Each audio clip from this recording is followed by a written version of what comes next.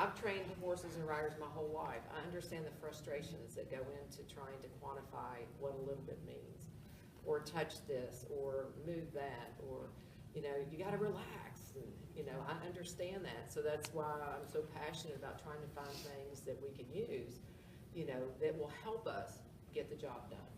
Training a rider is no different than training a horse.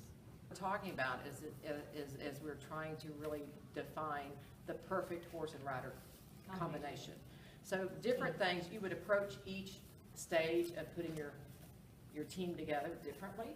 You would have your rough out days and you would have your final polish days. And you would use, that's the beauty of this, is you can put nothing in it, or you can put as much weight as you want. And in the off season, you can have those days when you're working on those transitions, and you know, your head placement and your shoulder placement and your bottom placement, everything has to be there so that horse stays back behind the bridle. I can't tell you how many times we end up too far in our bridle and we've not stopped the back end of the horse. You know, and then where that shows up is on that next gate. Okay, the timing between the horse and the rider has to be right. We are a very visual sport. The visual sport is supposed to be that nobody sees anything that we do. There shouldn't be any kick, beat, bang, whip, cow kicking. That's not the art and the beauty of what we're supposed to do. We're supposed to be, you know, still. Yeah. What, now how often would you suggest that they train in this? It depends on the time of year.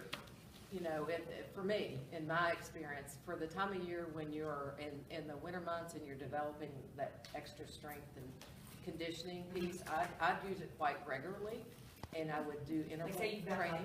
like a kid that comes and rides twice a week. I would do it at least one of those days. Okay. What if you just have one that just does it once a week? Would I put them in it every week? No, I don't know that I would every week. I would probably maybe do 2 or 3 on and 1 off and see if you're making progress. And really put a lot of thought into what you're asking them to do and what you want out of what you're asking them to do.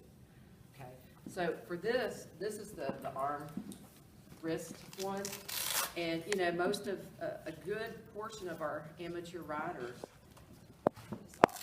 you know, they get so tight before they show, or they get so tight and they can swear to you that they're not touching that horse's mouth. And most of them aren't, but they have so much tension in their forearm that is transferred to the bridle. I was trying to tell my husband that just the other day. I was not pulling on him. So when you're, let's say you have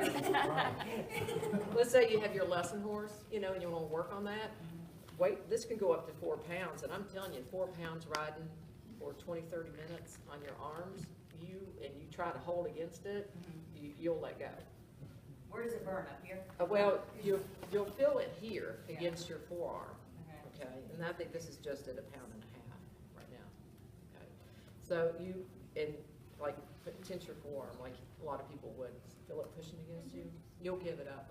I got another question. I know you keep telling me what other people ask, but you know, I'm just asking questions that they might want to know. Absolutely. Would I, me personally, okay, I've got this really tough horse that I need to start showing.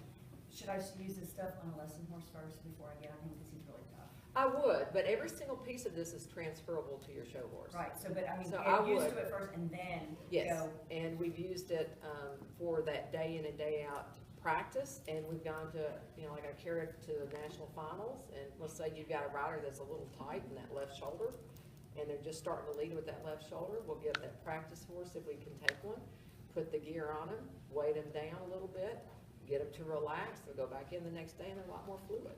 Thanks.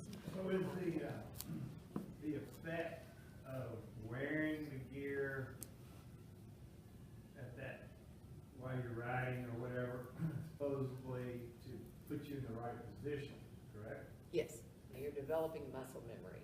You're developing that You're secure strengthening feeling. your arms, your legs, your hands at the same Toning time. And right? exactly.